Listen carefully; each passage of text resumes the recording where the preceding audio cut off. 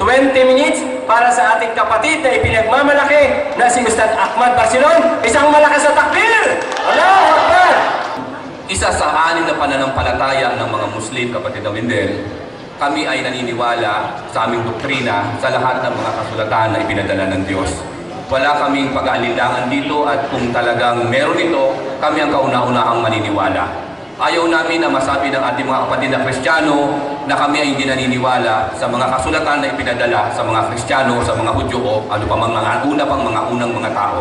Isa ito sa mga fundamental na belief ng pananampalatayang Islam. Ang malaking pinoproblema lang namin ay itong pinipresenta nyo sa amin na sinasabi nyo, ito yung mga kasulatan na nauna bago ang Quran na siya magiging topic natin sa pangalawa nating usapin, ay hindi ko malaman lang kung alin pang Biblia ang aming paniniwalaan. Sa dami rin ng Biblia kasi Brother Wendel na dala mo. So, sa dala ko rin Biblia, nahirapan po ko ng todo kung alin Biblia ang dapat paniwalaan. Ito po ba yung The Promise, the Contemporary English Version? Meron po ako nito. Hindi ko lang dala yung confraternity ko Meron ka yun. Meron din po ako rito na The Way, yung sinasabing The Way, pero Bible din po ito, The Living Bible nakalagay. Tanggap nyo rin po ba ito? Pakisagot lang po mamaya. Pwede rin ito po ba, yung tinatawag naman na The Living Bible with Paraphrase? Ano po? Meron din po ako dito na tinatawag na, ito King James Version naman po, na nire-recheck yata ito ng mga Catholic. Nire-recheck po yata. Ano po? So ito pinuproblema kung nire-recheck ng Catholic ito. Kung ito naman po, sinatawag na ito, Revised Standard Version ni Nelson po ito. No? Meron din po dito yung tinatawag na Holy Bible with reference naman po ito. No po? Bagamat Nelson din magkaiba yung kapal yun. Ito yung mas matanda. Holy Name Bible naman po siya, brother. Ito pinakamatanda kong Biblia. Ito po ay umabot na po ng 350 years na ito. No? Dahil namaana pa yan sa mga lolo ng mga lolo ko. Ito naman po ay yung tinatawag na King James Version, pero Word in Christ in red letter naman po siya. No? Ito, Good News Bible po ito. Ito yung sa apocrypha na sinasabi ng mga religion ninyo na maaaring sinasabi nyo na kompleto. Kasi yung iba po hindi kompleto. Ito naman po yung sinabi ito sa translation naman po ito, version ni Tandel, pero sinabi niya the book. No? Pero hindi Biblia sinabi, the book. Ito naman po ang salin ng banal na kasulatan ng Isaksi ni Jehovah. Which is, hindi ko alam kung tinatanggap po ito ng Katoliko, ng inyong reliyon. Meron din po dito tayo na God's Word nakalagay. Ito, matanda na rin po sa akin ito. No? Yan, Bible. Pero iba naman po niyan. Meron po dito Jerusalem. Baka sa Jerusalem po ito ginawa. No? Yun. At ito pa, Holy Bible. New Living Translation naman po, kaiba doon sa nauna kanina. Pero Bible naman ang sabi. Holy Bible siya. No? Meron din po tayo dito, Revised Standard Version ng luma na, no po, magkaiba doon sa laman ng iba.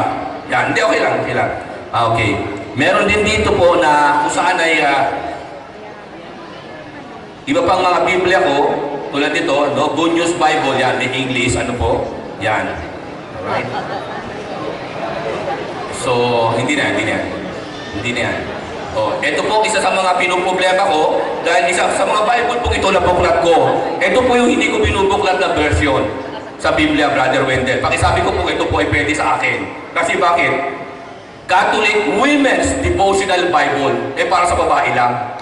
Kaya hindi ko po binubuklat. Pero nakalagay Catholic yung reliyon yung po pinanggalingan. O yung kasalukuyan yung reliyon. Catholic. Kaya hindi ko siya binuklat. Natatakot po ako baka maging babae ako. Yun. Okay. Natuwa naman ako dahil nakakita ko ng Catholic Women's Bible, nakahanap po ako ng katapat niya. Ito naman, Men's Devotional Bible. Ito para sa lalaki. Dahil lalaki po ako. Yun. Yan. Kaya magkaiba yung women sa Catholic Yun naman women's, ito naman men's. Aba, may pang lalaki pala pang babae. Grabe, katuwa ang Biblia, no? So, hindi ko lang pala alin po dito. Dahil nahirapan po kasi kami, mga Muslim, kung alin ang tatanggapin namin na talagang sinasabi nyo Holy Bible na salita ng Diyos na mapapanaligan. Dahil handa naman po namin tanggapin kung mapapatunayan. Ano po? Sa amin po mga Muslim, ang paniniwala namin, talaga may mga kasulatan na nauna. No doubt for that. Ano po? Ngayon, ang pinoproblema namin, paano po namin tatanggapin yung sinasabi niyong Biblia niya. Yan nga yung kasulatan na nauna pa sa kasulatan sa banal na Quran. Dahil ang mga Muslim, huwag kalimutan, pakitake down, kung mabuti, Brother Wendell, ang mga Muslim ko'y naniniwala na meron talagang lumang tipan at mga kasulatang ipinahayag na sa mga unang mga propeta o mga sugo. Ang tawag po doon talaga namin, naniniwala kami. Ang tawag nga po namin doon, mga Torah, kagaya ng pinahayag kay Moses, pinahayag kay Propeta David, Salmo, na po, Sabur, sa original niyang kalagayan. At yung pinahayag kay Hesus Kristo, ayan nga po yung Ebanghelyo ni Hesus Kristo o tinatawag sa aming Quran na Injil. Unang tanong, ginamit mo ang aklat Katoliko. Gagamitin ko rin ang aklat Muslim ng Muslim. Ito ang tanong. Sapagkat sinabi mo na ang Biblia ay hindi kinasihan na salita ng Diyos. Ang tanong, ang Biblia ba ay banal na aklat o hindi? Nasa negative po ako, kapatid na Wendell. Kaya hindi po. Okay. Kaya nga negative eh. Hindi. Okay.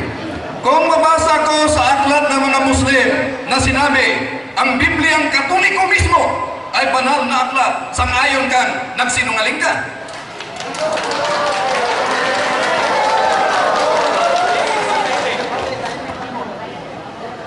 Ginamit namin ang salitang banal, ngunit hindi namin pinaniniwalaan ito para lamang may parating sa inyo na may mga kasulatan talaga na nauna pa sa Quran. Kung gayon, aaminin mo na ginamit mo para ng mga Muslim ang salitang banal na tumutukoy sa Biblia. Ngunit ang sagot mo kanina, hindi banal ang Biblia. Alin ang totoo? Ang nakasulat o yung sinabi mo? Ang sinabi ko, Kung gayon, aaminin mo sa harap ng mga Muslim ang nakasulat ay mali. sinagot na kita, kapatid na Wendell. Sinagot na kita. Ginagamit namin ang pagsusulat para lamang may parating sa inyo na meron kami pinaniniwala ang aklat na mga nauna pa, natatatawag namin banal. Ngunit hindi ang tinutukoy na Biblia yan na hawak mo, lalong hindi ito. Ang tinutukoy namin siguro na salita ng Diyos na Biblia, yung original na kalagayan nito. At ipapresenta mo yun, maniniwala kami kami. Kung ipabasa ko ngayon sa moderator na ang tinutukoy na banal na aklat ay ang Bibliang Katoliko, sang-ayon ka bang talo ka na? Bawat aklat dapat itong suruyin, kapatid na Wendell. Ang sabi sa aming Quran, Hatu burhanakum in kuntum sadiqin. In other words, ipresenta nyo ang Biblia, baka naman kasi yung nagsulat niyan, iba rin ang kanyang sinasabi na Katolikong Biblia at hindi ang hawak mo. Follow-up question. Sabi mo, ang Biblia ay banal. Samantalang ayon sa aklat na isinulat ng Muslim, ang Biblia ay banal na aklat at itong Biblia na ito ay Katolikong Biblia. Ngayon ang tanong, sang-ayon ka bang? Kung mabasa sa moderator na Katolikong Biblia ang tinutukoy, talo ka na sa debating ito. Sinagot na kita, kapatid na Wendell. Ang linaw ng sagot ko, kapatid. Ang sabi ko sa iyo, baka hindi ang hawak mong Biblia ang tinutukoy ng may akda ng aklat na yan. Alamin natin muna kung sino ang may akda niyan. Pagkatapos yan, itanong natin sa kanya, ito bang Katolikong Biblia ito na hawak ko ang sinasabi mong Holy Bible? Kaya ang follow-up na tanong ay ganito. Kanina sinabi mo, ang Biblia ay hindi banal. Ngunit ngayon, ang Biblia ang Katoliko ayon sa aklat ay banal. Hindi ako may sabi, yung may akda niyan. Sabi mo kanina na ang Biblia ay hindi banal. Samantalang ang may akda nito nagsabi, ang Biblia ang Katoliko ay banal. Aaminin mo ba sa harap ng mga Muslim na ang nakasulat kang... Aaminin mo ba na ang nakasulat dito ay talagang mali? Ganito yan, kapatid. Ako takita eh. Baka yung author niyan, iba ang tinutukoy niya at hindi ang hawak mo na babasahin. Okay. So, ibang aklat na naman ang gagamitin natin. Dapat. Kasi Okay. dapat hanapin mo yung taong nagsabi niyan at sasabihin natin, ito ba yung tinutukoy mo yung sinasabi ni Brother Wendell na Bible, na Holy? Sabi mo kanina na hindi talaga matanggap ng mga Muslim ang mga Biblia. Kaya ang tanong, lahat bang bahagi ng Biblia ay dapat tanggapin ng Muslim o hindi? Ilang bahagi lang po nito na hindi talagang buong kundi siguro baka 0.001%.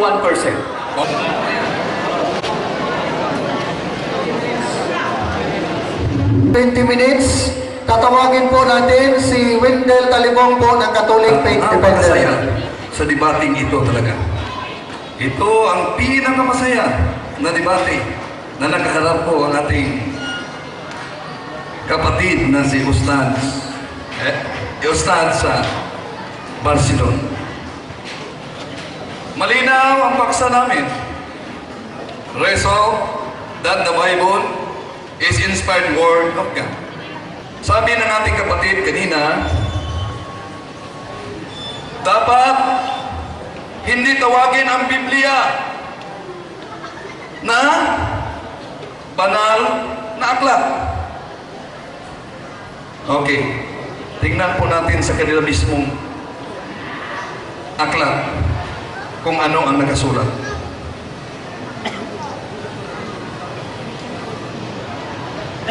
Kung ang tinutukoy pa dito ay aklat Katoliko. Pandoktrina, ang doktrina ng pagtubos.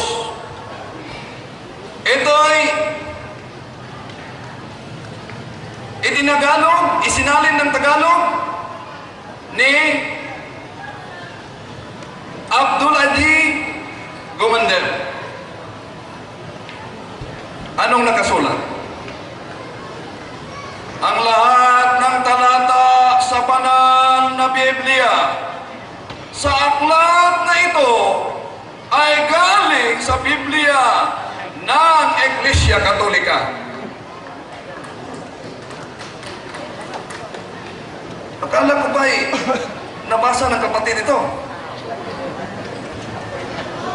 Tinanong ko kanina, lahat pang bahagi sapagkat ang Biblia ay corrupted, lahat pang bahagi ng Biblia ay dapat tanggapin. Sabi niya, aba, ilang porsyento lang. Ngunit babasahin natin kung ano ang nakasulat sa kanila mismong aklat ng mga Muslim. Ito po ay isinulat, abay, kung siya ay gumagamit kanina ng doktor, gagamitan rin natin ng doktor. Doktor yung ginamit niya ng theology.